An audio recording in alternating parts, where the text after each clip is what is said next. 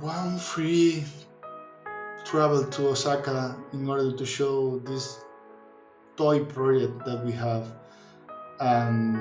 with, in front of a community of Ethereum geeks. Yes, please. It's not only economic tool. Is you could solve real life problems in the network industry or in the IT industry.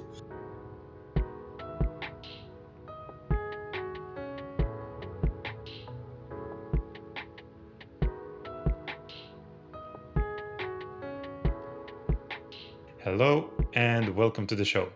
Today I have Fernando Collado, the former monitoring specialist who built a very interesting Zabbix environment, and now he is a co-founder of a project called Ethereum on ARM. Hi, Fernando. Nice to meet you. Hello, Alice. Thank you for having me here. I'm glad to be here and speak with you. It's a long time that we met in person, but it's always like to talk to a old friend. Thank you for having me here. Likewise, I'm happy to see you again. At least in that format, right? That would be much better if I would be in Galicia, but At least you will have a very good beer and food around. tell me how you ended up in IT. Was it something that you were enjoying from the early age, or let's say, like for myself, I've enjoyed computers, but the reason I went studying IT was because it was close to home and my friends were studying there. You know, what was your uh, motivation behind that?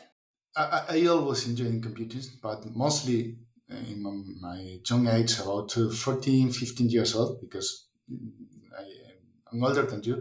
But when I was 14 or 15 years old, I managed to get a very old computer, and 286 20, I know, 12 megahertz and 1 megabyte of RAM, but it was a beast at the time. I use it mostly for using WordPerfect in back in the time, DOS and gaming. And this all games, yes, because I was 14 years old. But I started to feel that this field it will have a very strong future, very big future, because I think everything it will need a computer. My choice from IT, it was some kind forced, because my first choice to study in Spain was I want to be a doctor, but I can't, because my average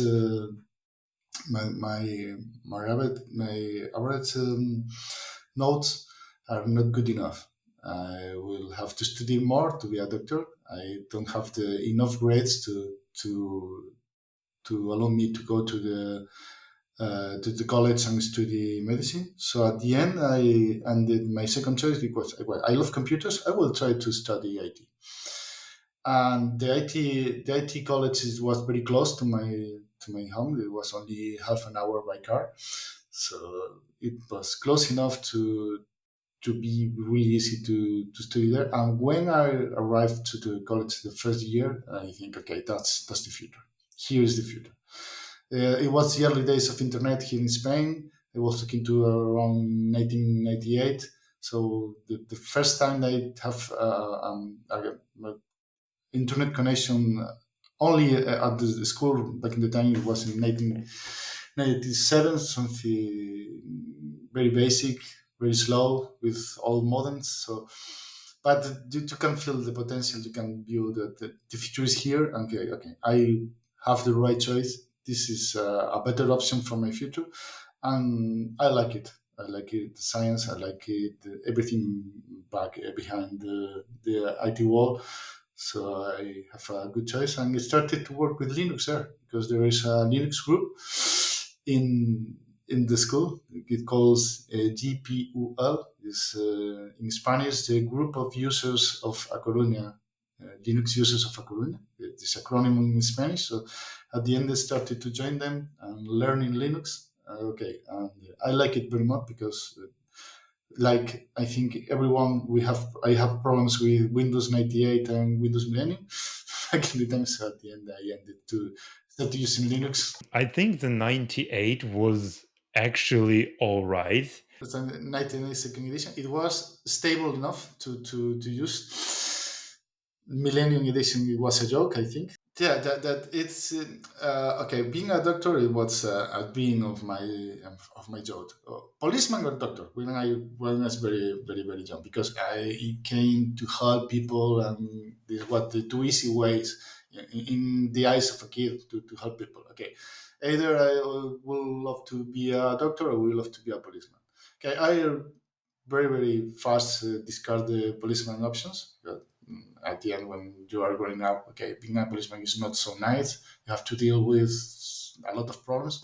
And the other field is, okay, I would love to be a doctor, because I would love to helping people and saving people, because I'm not only a doctor. You feel that you could be a very successful surgeon, that you will save a lot of kids, and that's your dream in your doctor. But the grades that you need to be a doctor, at least in Galicia, are very high, because we only have one doctor school in college here in Galicia, and about then you have to be very close to 8.8 in grades. So there's a huge goal, and I need I think half a point to increase my grades to half a point. But of course, I'm not in the age to think about my future in that strong. I want to go out. I want to have fun, to play soccer back in the time. So You've joined that Linux user group. What was your first Linux? my first Linux system was Mandriva, And it's still alive? Mandrake back in the time. It's still barely alive. Back in the day, it called Mandrake. Then it will change to Mandriva, but it was not very useful. But I didn't manage to make work the Sun Blaster card that I have back in the time. So I changed rapidly changed to the, I think, Debian Potato back in the time, Debian 2.0. From them, I always loved the Debian based distros, and right now they're still using Debian in this very computer. So I, I professionally I use Red Hat like almost anyone right now, at least in Spain. And back in the world is I think the main option for the corporates. But in my daily life, I always use Debian or Debian compatible distributions. I have a time that I love Arch Linux also, but I always come back to Debian because I feel safe. Red Hat like distributions are very popular because of their support. It's a very personal opinion, but in my opinion, most of enterprise don't use Debian because they can blame anyone if something goes wrong, and they want to have official support, someone to call and speak shit about it. That's not doesn't work. That's not my problem. For most of the guys, I think fear is the first reason that most people choose these commercial distros like Red Hat or SUSE, something like this, because they have some support, some official support that can help them if they have some strange problem. But at the end, most of the problems are bugs, and you can do nothing. Only have an official email from the supporter that say, "Okay, there's a bug. Wait for the people that maintains the package to solve it." So I think the, the mainly chose in big corporates at least is I need a support. I need someone to blame if something goes wrong. But it's a very personal, a very personal opinion. It's fine. I actually think the same is that, and sometimes you actually even uh, there is a legal requirement for you to have a support. Yeah, for sure. if you are here in Spain, you are a bank or financial institutions and something like this. Okay. You need to have support of everything. So at the end, I can understand it. Of course, I can understand it, and it's a very good business for most companies, like my former company. So at the end, if you are the one that brings support from some different softwares, and you're okay, because being paid for doing some things that you are going to do, even if you're not getting paid, like maintain some packages. Okay, it's cool. So I think that support, professional services, education, all that thing that is profitable for an open source product is a way to go, right? Because you so who mostly have enough money are corporations, right? To pay for support services, to sponsor the development and so on and so forth. This gives the a creator of, let's say, Ubuntu, like the canonical, or Red Hat, which is owned by IBM right now, or the SUSE, which has open SUSE, it gives them an ability to, first of all, dedicate the full time to develop this operating system or a specific software, like, let's say, Zabbix or Grafana or whatever, you name it. And the second thing, it gives them ability to actually hire people who can also work for them and make it better, make it more usable. Plus, they also have the free guinea pigs, the community who can test it for free and report back if there is a bug. I think that is the win-win situation when you give a product for free and you get money either from professional services or some specific corporation oriented add-ons that the regular user just don't care about. So I think that's why Linux on servers actually thrived, because if you're an enthusiast, if you're you know a Fernando in Galicia or Alex in Riga, you don't need to spend like 200, 300 euros just to get a home server where you can keep your photos, or just to play, or just for education, right, to try things out. You don't need to have a gazillion of money, just a pen drive and maybe an old computer, and that's it. So yeah. That's the way, but it don't it not works always. Do you remember? I think it called the log for shell. The problem, the big problem, the the log for shell. It was a Java-based add-on to maintainers, and there is hundreds of corporates using it, and no one donates anything before the problem. After the problem, they get enough money, and I think they even create a company around the project. But okay, corporates, they pay support, but they don't pay for the code most of the time, and they use libraries all around.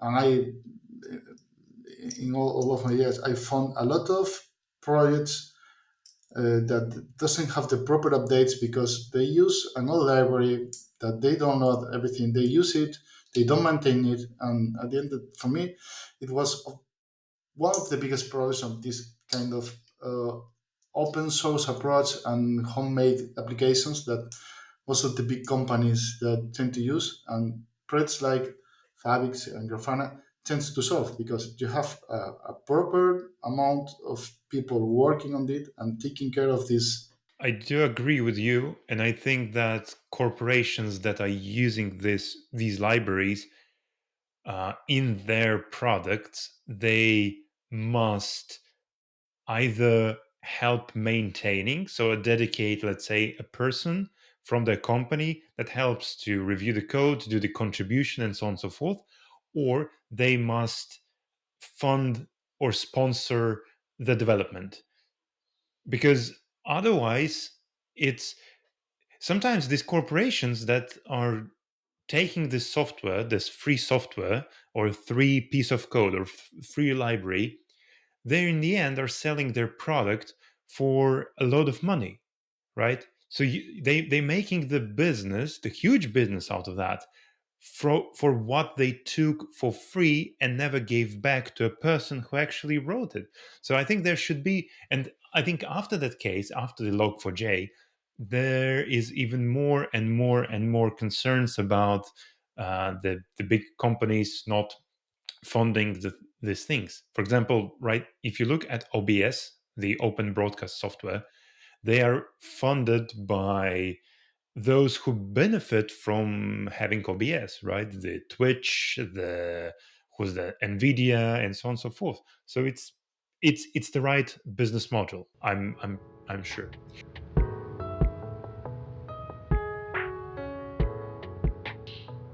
But let's go back to you. So you started to study tech in university, then introduced to Linux, and then you graduated from the university. What were your next steps? My next step was to figure out, of to try to figure out what I want to do in this broad world, because IT world is growing. Back in time, it's not so big right now, but there is a lot of choices. I started to work in a local ISP company here in Galicia. It's a standard ISP that you could have at home. I working in the network department in a small department where we were, I think, 6 or 7 people. Started to work with Cisco routers.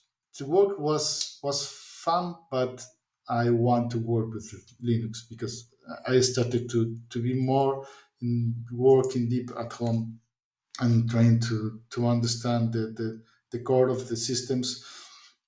Back in the time, I always decided that my future in IT it will be a Linux system administrator. So when I started to look for a new job and trying to work in the IT world as a Linux administration, it will help me a lot because I saw an offer for my former company that I will spend the last 70 years, that they asked for one guy who knows about networking and Linux. Okay, that's a perfect match. Was the company young when they hired you, or it was already an established big company? Yes, it was a very young company. For me, it was a group of geeks that for choices of the destiny they get paid for play with Linux in big companies. So it was amazing. It was amazing. Okay, I can't believe that someone is paying me for do these things that are for sure I will work in this for free. And I will love to only for learning. I will pay to be here. But it was really amazing. It was a very happy years of my life when everything was naive and everything was fine and everything was not so professional right now.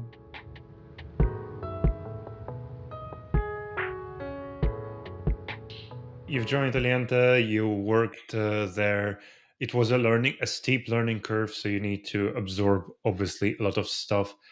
And and at some point, you've discovered Zabbix, right? How? Tell me your story with Zabbix. The story was that this this big company that it was our main client in Alenta.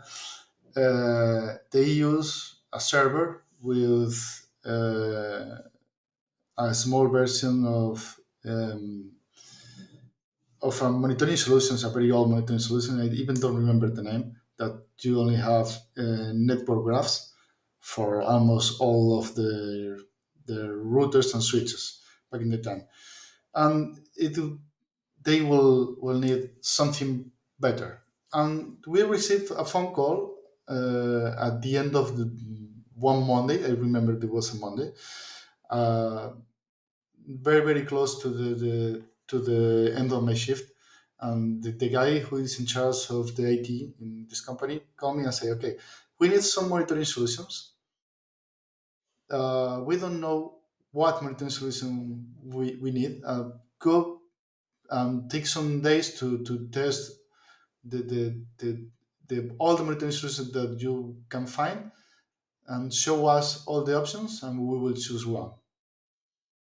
And okay, I spent 1 or 2 days testing the different monitoring solutions that I could find back in the time. I think it was in 2007 or 2008, something like back in the time. And of course, it was Nagios, it was Nagios. I can think it was Nagios, Zavix, of course. I don't remember the other two open source solutions. There are, I think, something based in Nagios, but I don't remember the name. I create a presentation with all the options. Very, very, very inclined to Zavix. Okay, this is the good options, and that's the other options that I don't like. I was talking about Zavix 1.6. This was a really early version. They don't have auto discovery. It was a main problem back in the time. But okay, okay. The guys who are in the meeting say, okay, if you think that Zavix is the best option, it's going in your back. So choose whatever you want if you think this is good enough. And I start. And I started the project work with Zavix 1.6, knowing very very low about Zavix. Okay, I have 2 days of experience with Zavix, and I started to create these installations of this client. Okay, the first months it was a mess. I have to start different. I have to have 2 or 3 first starts, changing my first ideas on how we're going to integrate everything and who works with Zabbix. I started to learn more Zabbix. I started to work with the API. We started to work with the XML files in order to import support things. I learned in Zabbix. Back in the day, even back in the day, the Zabbix documentation was quite good. That was one of the main reasons that we choose Zabbix, because you have a very good documentation. If you read documentation, you will understand the tool. Zabbix itself then was a very, very young company, right? So the version 1.6 is pretty much, I'd say, the first version of Zabbix. The first real stable version, and the first version that there is someone in the other side of the line. There's some people who answers in the Thavix forum. That is was the main way of contacting Thavix back in the day. I brought a lot and get a lot of answers with guys who still working there in Thavix. So it tells a lot of the company. That's my first attempt. The project grows and Zavix grows with the project. With Zavix 2.0, the project started to be in production in production for the company. We passed from 1.6, 1.8, and later 2.0, and it started to be in production. And it was back in the time probably one of the biggest Zavix installations for in the world. I think I have some message interchanges with Alexei in person, and he told me, okay, it's one of the biggest installations of Zavix. I was talking with Zavix 2.0. I think we arrived for 50,000 devices, network devices. So it was quite big, even for the time. And okay, with Avix 2.0, everything was easier because you have at least auto discovery for the network interfaces. You can name the network interfaces. You can filter, and it was a problem solved for us that changed the I think the way that this big company thought about Favix, and they choose this solution, and even right now they're still using this solution for a lot of different fields, not only the telecommunication department, that it was the one who started with Avix. At the time, it was one of the biggest installations of Zabbix in the world. But as far as I know, it wasn't exactly the vanilla installation of Zabbix. The network department Avix, it was and it still is a vanilla installation of Avix. But after this success, they choose Avix for another department, who is a department who is in charge of all the stores all around the world, and that's the biggest one because in all the stores of this company all around the world, this big retail company based in Europe, is about right now nearly 300,000 devices. And of course, it's not a vanilla installation. They need and they have a lot of different uh, interface. The first one, the first things we change is the interface because they are using Zabbix in a very, I think, alternative way. It's not only a monitoring solution; it's a problem-solve solutions. They use this ability who Zabbix has to execute scripts in the devices to solve problems, and they support department who is quite big. They work with thousands of people all around the world. They use Zabbix as their main tool in order to give support to the stores. If something is wrong in a store, they can use Zabbix scripts, who are homemade for this company, that solve problems like, okay, they can recreate a database, they can update things, they can close and open ports from a switch, they can execute scripts who solve different kind of problems. They support department only have to ask the number of the store. Okay, I'm calling you from the 915 store. They use Zabbix, different version of the Zabbix browser to find the store, and they have a homemade um, screen that you could see all the devices of the store, and with the right click button, you could execute anything on these devices, any script that you could imagine. That looks like it's a huge development on top of the existing capabilities of Zabbix, plus expanding the capabilities of a software. It has to be. It has to be that because the basic stuff is works very well.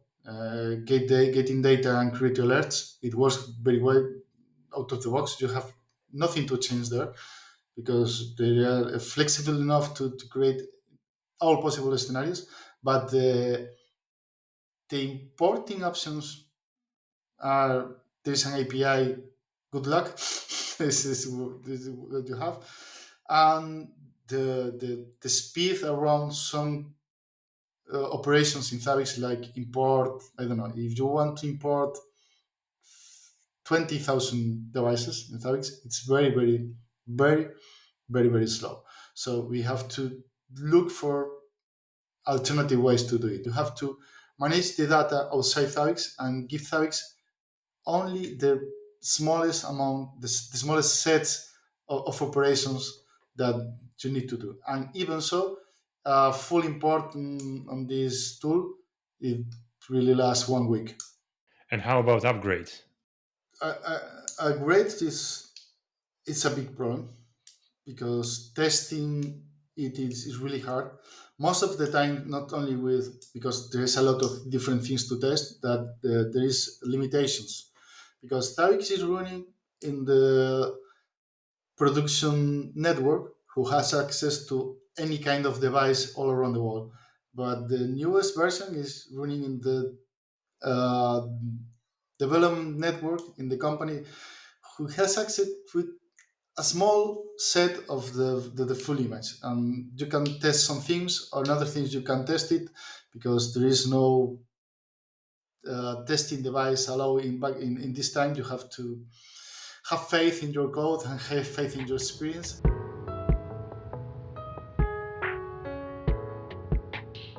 You've worked there. You managed. In the end of the day, you managed to have a team of subordinates who were helping you. But then at some point you said enough is enough, and you decided to decouple yourself from that company and sail your own way. It was a slow way in order to get away of the company. Uh, I have a coworker back in the time who right now is my partner in Ethereum arm, Diego. Hi, Diego. Uh, he started to look into this crypto world, this crypto revolution. I think it was 2015, probably 2015. A lot of people are starting to getting rich playing with crypto because this it was the first time that Bitcoin goes over 100 euros or something like this. Um, and he started to look into the early Reddit communities talking about crypto. In 2000, I think 2016 or 17, something like this, he approached me and said, "Okay, you are looking like me in this crypto world. Okay, yes, I'm very into, but only for speculation, for speculation because I'm not into the software. I'm not into the technical details of the solution." And he called me, "Okay, I read out this project, Ethereum, and it's not like Bitcoin. It's not only a blockchain in order to have transactions between different with a token between different wallets. It's something more." What do you mean with something more? Okay, he can do it. He can do. He's a full. It's like a global computer that run across all different nodes that can run. Okay, I don't understand anything. Let me give me some time. Give me this white paper. I'm going to start to read about it. Um, we of course at the first time I approach Ethereum. Okay, I have to to have one node at home because if I don't have a node to play with it, it's uh, I I started this approach to Ethereum. To I want to create one Ethereum node because I have to. You have to interact with the API. You have to learn what a wallet is. How can I run software to the blockchain? How does it really works? I started to read. There was only two clients back in the time. I choose one. I started to okay. I saw that's really hard, even for me. That's really hard. I have to create a node at home. I have to understand a lot of different things to have compile the software. There is no package available. There is no an easy way to do it. You have to download the code, compile it with Go, who was John at back in the time. Create your binary, create your systemd file or your init file, and create it like a daemon, run it, describe when you are going to create the database, configure all the parameters. It's not for anyone. You have to be a geek and you have to be into Linux in order to run it. And you have to have a lot of free time to do that. Yes. Okay. I have some experience to create these automated installations. Like we have some projects in the company who create automatic installation to who takes care of all the steps in the process to install anything. So okay, I'm going to create a small image to back in the day there was Raspberry Pi 1 in order to create a small node on the testnet of the Ethereum. Um, it was quite easy to do it, to automate it, because at the end I have enough experience. Diego published it in Reddit. Okay, there's a small image that you could download and save in your SD card. It will take care of all the steps. You will have a Debian package with a Debian repository in order to install and upgrade your software, and will have everything is easy to do. You only have to start. system the service, and you're good to go. The image will take care of everything, the creating the database, integrating everything, the configurations, everything. You only have to start one services. Okay. Um, a few days later, some people started to use it because a lot of people have a Raspberry Pi at home. Okay, it works. That is, this work, this not work, and we have starting to improve the image. And back in the time, some guy from the Ethereum Foundation, one of the big boxes of the Ethereum Foundation, write Diego and tell, okay, I love the project. Why don't you guys come to Osaka and show the project to the community?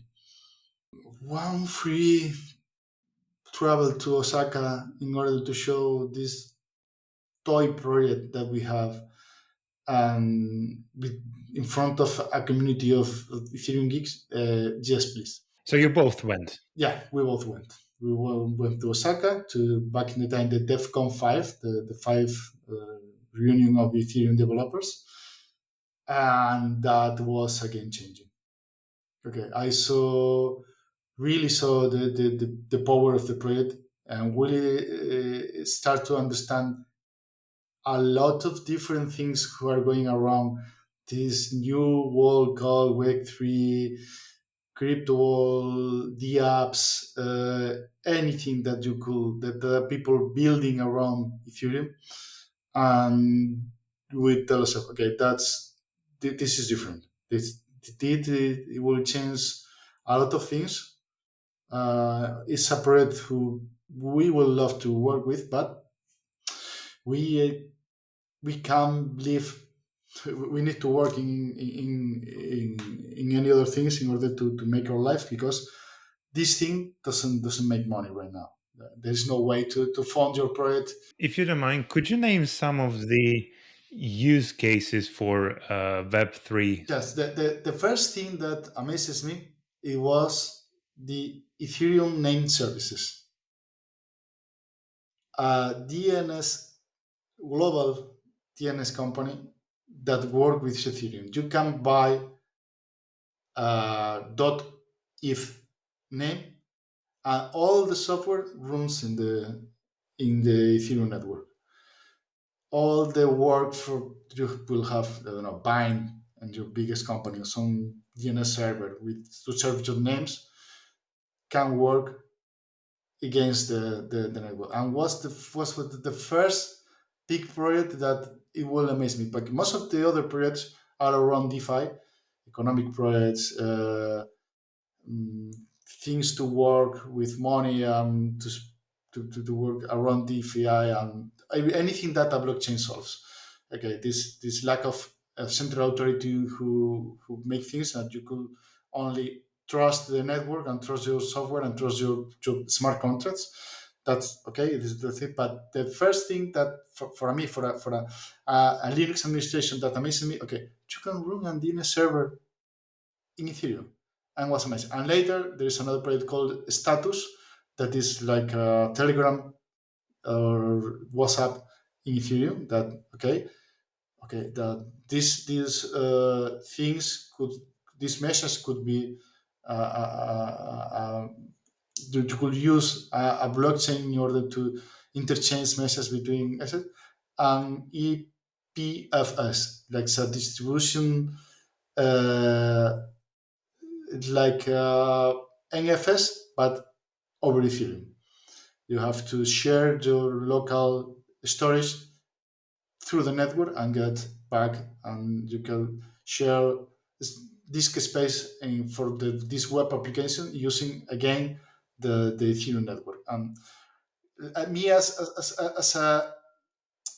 a system administration, for me it was more interesting these projects that solve uh, problems that we already have solved in the classical network, not in the previous scenario. And instead to think, okay, it's not only economic tool. Is you could solve real life problems in the network industry or in the IT industry. So it was the things that started to think, okay, there is a big change here. There is something very new, and everything around this period could change the way that we use internet in the future. And I still thinking it Web 3.0 will come sooner or later. I don't know if Ethereum it will be the base, but some project will be the base.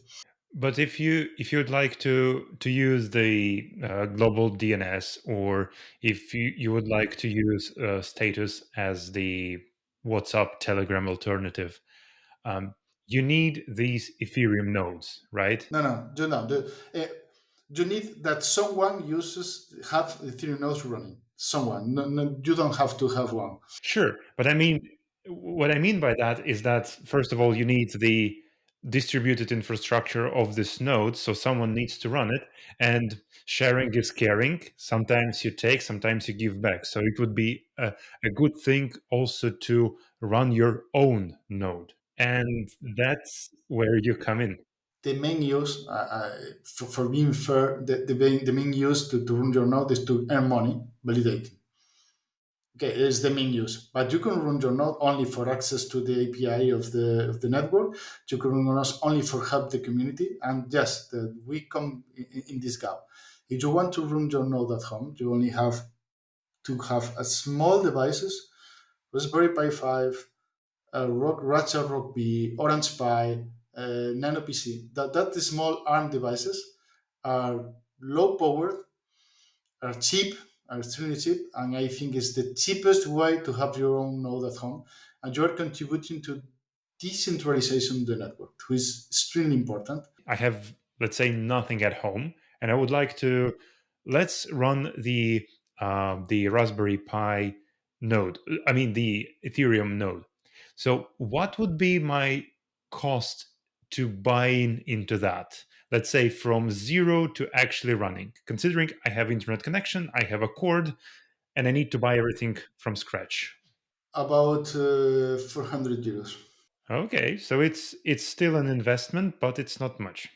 It's the expensive thing that you have to buy is the NVMe disk, and you have right now at least 2 terabytes of size, but I will buy 4 terabytes because the network is growing, and you can run with 2 terabytes for 1 year or 2 years top, and right now you have to buy small devices, Raspberry Pi 5, a box if you want to have it in a beauty thing, and you have some fans for the Raspberry, and SD card is very very cheap. It's about I don't know 10 euros or 15 euros, because with 32 gigs of SD card is good enough.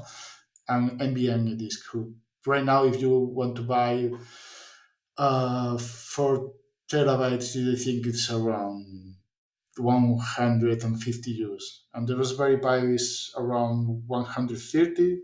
So at the end, if you buy some different things, and you buy the 4 terabytes version, you are spending between 350 and 400 euros. I think right now is the cheapest way to have your own node. You don't need to have these big machines to run this. You don't need it. It's more than enough. I think the Orange Pi, the best Orange Pi, is around 150 euros, is 32 gigs of RAM. You can run a node under 500 euros with an 8 gigs or a 4 gigs, a 4 terabytes, sorry, disk.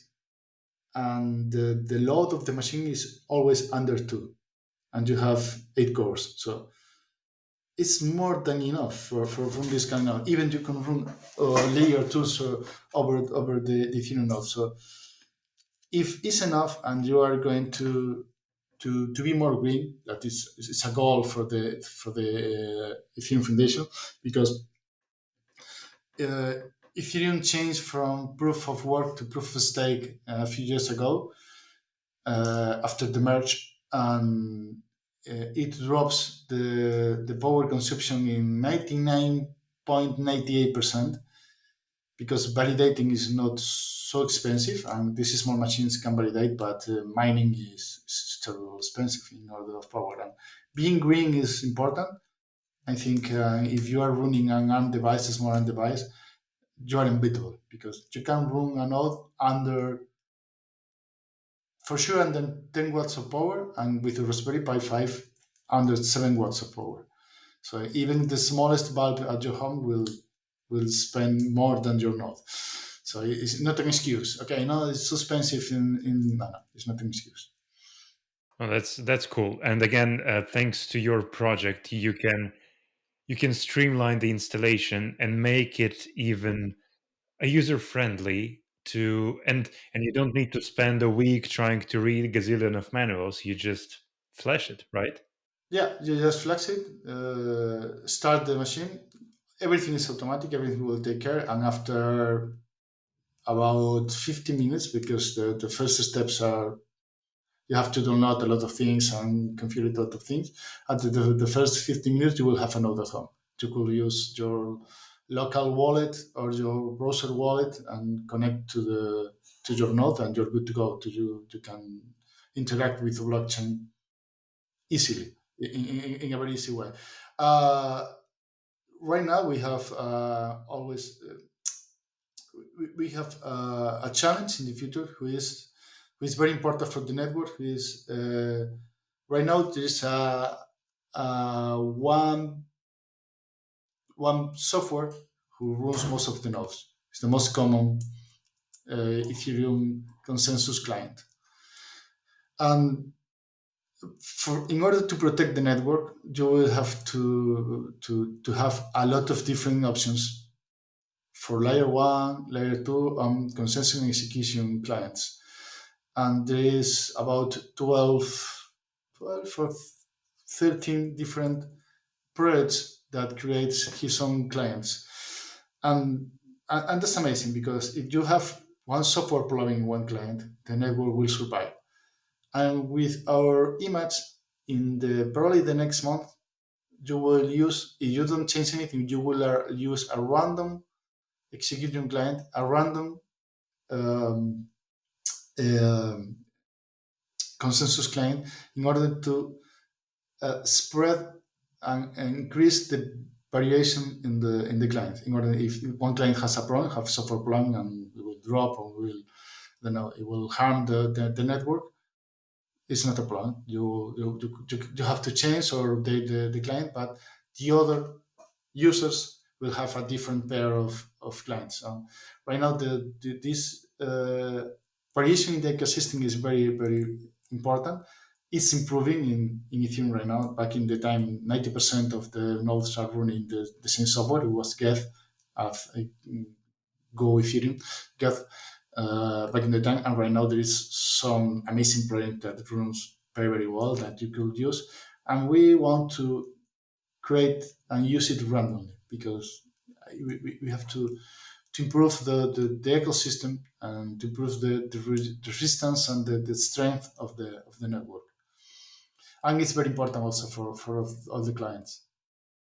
And for just transparent, all the clients rooms there are different. Um, there are bases in different technologies. There is JavaScript, even a JavaScript client. There is Go clients, C clients, Java clients, .NET clients. There's a lot of different approach to the technology, and that's very well because again, if there is different clients using always Go, if there is a problem with Go itself, you will have a problem. There is a extreme variety of projects that they are taking care of the network. And for me, it's another big difference between Ethereum and all the other rivals in this Web 3.0 solutions. That it's extremely important to have variety because at the end, the main problem of a blockchain is the 51% attack from the attack is the main problem. If more than the 51% of your nodes fall, you will have a problem. Okay, so let's roll back a little bit. You have so you returned back from Osaka and or Osaka, and then you saw the potential of your project. You saw the potential of Ethereum at the larger scale. So you saw what other folks are doing with the Ethereum or inside the Ethereum ecosystem. But still, you need a full time job to put the food on the table and so on and so forth. But that changed in a while. It changed again for a community project over the Ethereum network. It was the Gitcoin Grants project. There is a way to centralize all the grants of the company who wants to say thank you to the projects that are working around the Ethereum ecosystems. And you could apply for a global grant. There's like a big bag of money that different companies will put for these Gitcoin grants, and you can apply, and the community will vote your project. Okay, of course we sign up for the grants. The first grant was very small because we don't have a lot of visibility, and there is no big companies involved in the project back in the time. But after COVID, everything changed again. A lot of company and blockchain start to grow. The Bitcoin prices skyrocket, and Wall changed his mind, and started to look into this crypto environment, and suddenly a lot of big companies starting to use blockchain to solve problems, not probably wisely, but they started to think, I want blockchain. I don't know why, but I want blockchain because it's new and it's modern and it's cool, and I want blockchain. My partner always say they found a problem for a solution. They have a solution, who is blockchain, and they want to find some problem to solve in order to use this solution. But it was good for us because a lot of money go to the crypto environment, and these Gitcoin grants started to grow a lot. It will, I think, last year it was the first time that it was big enough to support both of us, Diego and me.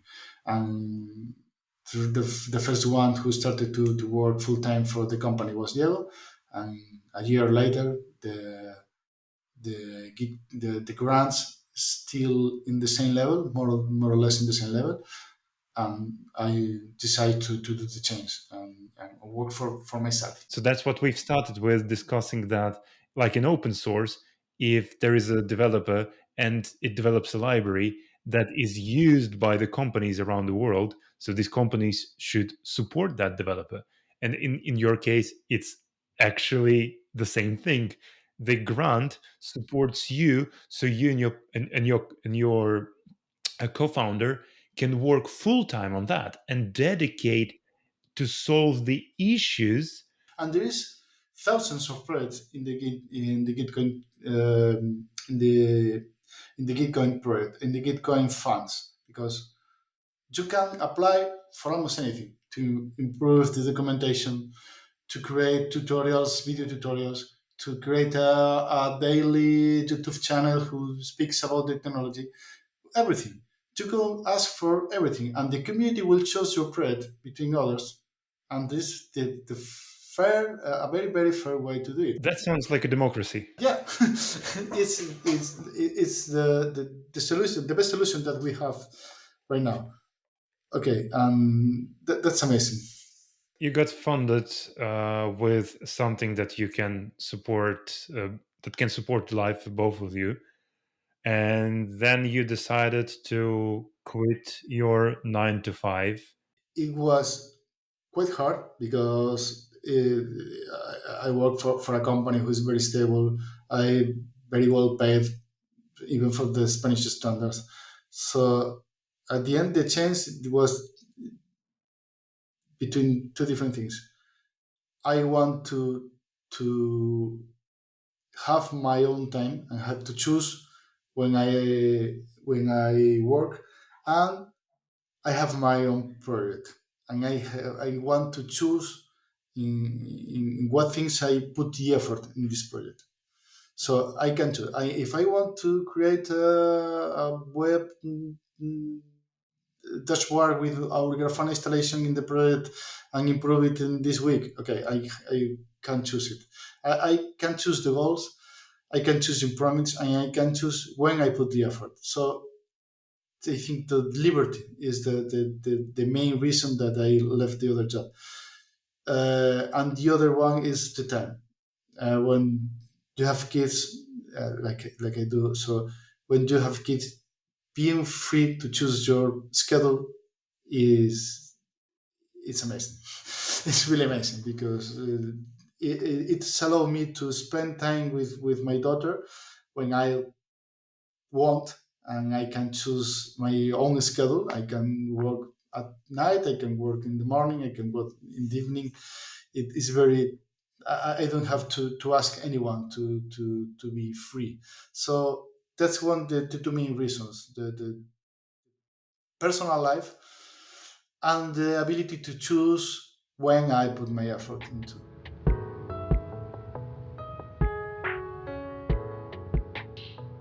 Then I have a very tricky question to you, since you are in that crypto, the blockchain, Web3, whatever you name it. You've mentioned the status, the alternative for the popular messenger apps. Tell me what prevents. We all know that the WhatsApp is, owned by Meta. That the Telegram, it has its own issues, because some say that this is it's affiliate to KGB. Some say that it leaks information to, there are a lot of controversy around it. And again, it's it's not something that I can say it's definitely not. It's not something I can say it's definitely is, but there is, the thing that it's in the hands of a company, and they have a CEO, and they must decide, they must make the decisions in order to survive and pay the bills. It's again logically.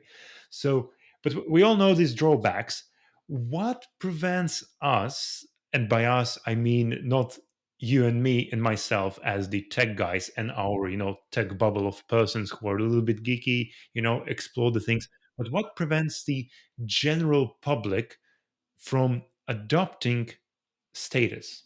In the state use case, right now it's still it's still in a beta status right now because they are changing. They are going to be multi-chain. They will only not to use Ethereum and other networks. So it will become multi-chain. But I think that the main problem right now is the first step in order to adopt it is a bit hard because you will have to create a user, and this user will be identified by a private key, and will start. Okay, you are not right now logging like your phone or your email address. You are now a private key in order to identify yourself, and I think this is the main problem right now, because if you have to teach people, okay, right now you can create your status user. It will create for you a private key. You have to save it because that's you right now. That's your identification. It's a little bit um, hard to explain for the common people that you are right now you are a file. Your identification is a file, and this file is your life because all your messages are here, all your contacts are here.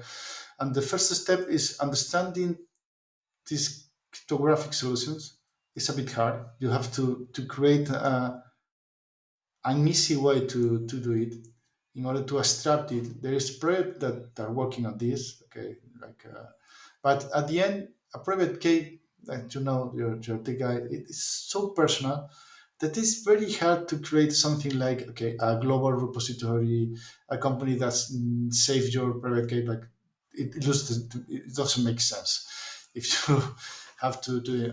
There is a project that right now with all crypto wallets, you only have to save these 12 words that will generate the same key for you, and that's the main idea right now. But the first step, the first authentication step, the first identification yourself, created this user, is a little bit tricky, and most of the people will go next, next, next, next, next, next. Okay, numbers, words, I don't care. Next, at the end you will lose your. There is a lot of wallets lose in the same way in the even in the Bitcoin world, but you will lose your client. There should be a solution. I don't have the solution. I wish I would have the solution, but should be a solution to make it easier. I think in the future, more of the people who are concerned with your privacy will move to this kind of solutions. But I think there's a very few people who really are concerned for your privacy, and that's the main problem. Most of the people want to use the application that his friends and family use, and if it is not a really private application, I don't care. I don't really care. I want to use it. I want to send my photos to my grandpa. I want to speak with my friends. And if there is a company who can change the rules, who can read my messages, who can saw my photos, I don't care. Most of the people tells me I don't have nothing to hide. Okay, sure, good enough. But at the end, if you are not you are not worried about your privacy, this kind of solutions doesn't make sense for you because are a bit harder to use. You have to take care from several steps that you usually don't have, and most of your friends will not have the solutions and will not have the client. So, in order to change everything to this kind of solution, something really, really, really dark will need to happen. Something like if there is some kind of news and Meta is saving all your photos and something really, really, really bad that change the people in all around the world in order to say, okay, privacy is very important. I will have to. I want to change to another more private solutions. I don't know how many people use Signal in your environment because I know you use Signal. I have used Signal, but how many people? The geeks one. So can we say that the first step, the foundation of this kind of technology, even let's say Signal, let's take baby steps. Let's take jumping from the widely adopted WhatsApp to Signal, and then go into something even more oriented into privacy and so on. The foundation of that would be to increase the technical literacy and start increasing that from the young age at school. I never thought about it like that, but you're right. Education is the basis because if you don't understand the problem, you don't care about the problem. For you, it doesn't exist any kind of problem. It's not a problem if you don't know that there is something wrong about it.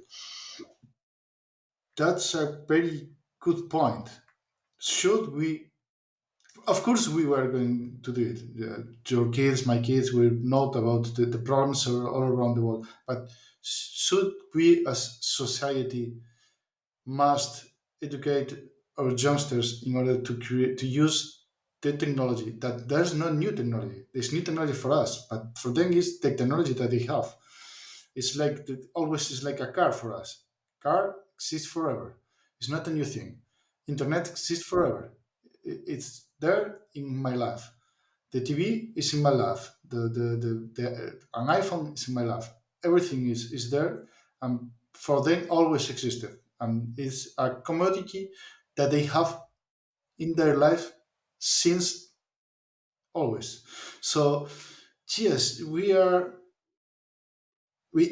must educate them, and trying to um, trying to teach them that there is no cloud. It's somebody else's computers, like the shirts and the joke, and that's the basis. That there is no magic around it. There are a lot of computers who are moving your data, and that's a business around it. There's a lot of business. There's another key fact of this, that the business is around. If there isn't business around, they have to make money with you. If something is free, you are the product. No, it's the always saying. So at the end, it probably worth to pay status or to pay signal some kind of mobile, but I don't want to be the product. And that's the some people say that's the main difference between Apple and Google products. In one, the product is the phone, and this is quite expensive, and the other one, but that's not really true in my opinion. But some people are trying to defend this way of thinking. If you pay for the product, you are not the product. You know, I'm not buying it. I'm not buying it. I think you cannot be $1 trillion worth company by just selling the hardware. And yes, you may pay a bit more for premium device, like for example an iPhone, but you pay for updates. So company main company can pay a multitude of developers who will write the software. But then we talk about profits. And when we talk about profits, you can go as far as you can with margins. And but at some point, yeah. So to me, the big tech is big tech. They all guilty, and we can see that the more and more whistleblowers came to shredding the light on that, we see that they're no different, and they don't care about you, and it's up to you to make some certain steps to at least make the impact less. So yeah, but in my case, Google is as bad as Apple. Apple is as bad as Microsoft. Microsoft is as bad as Google. So, and Amazon is as bad as them. So there is no difference between these companies to my thinking.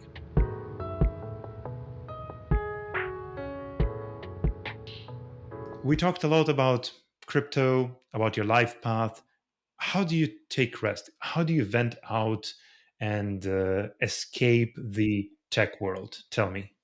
Back in the time, I used to do a lot of different sports, but right now, really playing with my daughter, being live with my family, spending time with my daughter and my wife.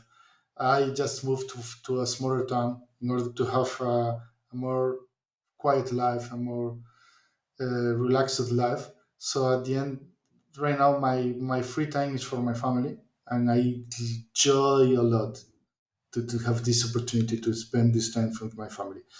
Uh, I will have to go back to the sports. It's the New Year resolution for me this day. I have to go back to the gym and put some irons again.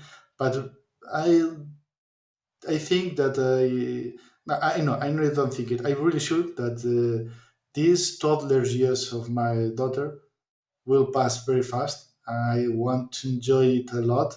I will want to spend most of the time with her and create a real bond with her because I don't know I see it as a unique opportunity and a duty. So right now I will escape technology, will escape my computer room, playing with my daughter, walking. Imagine I developed a time machine. You go back in time, let's say 25 years ago, and you meet a younger version of yourself, the younger Fernando. Then you can give this guy an advice, but under one condition. You can give any advice you wish, whatever. The thing is that your life will remain as it is. So when you go back to your timeline, you have your kid, you have your wife, you have everything. So it's basically that Fernando would exist in a parallel universe. and you can give any advice you wish. It's not going to impact you. uh, be easier with yourself. You're doing great. You're doing a good job. If I really want to keep Canada, uh, please create a family earlier. You will enjoy it. That's things my first event. Create a family early. Not wait until your 40s to create a family. Create a family early. It will change your life for better. Even that even if you don't think that it will be true, it will change your life for better. So if you can, choose a good partner and create a family earlier. Not live your 20s alone, be fun, have fun, go out, travel a lot, but create a family into mid 30s. You will enjoy it a lot.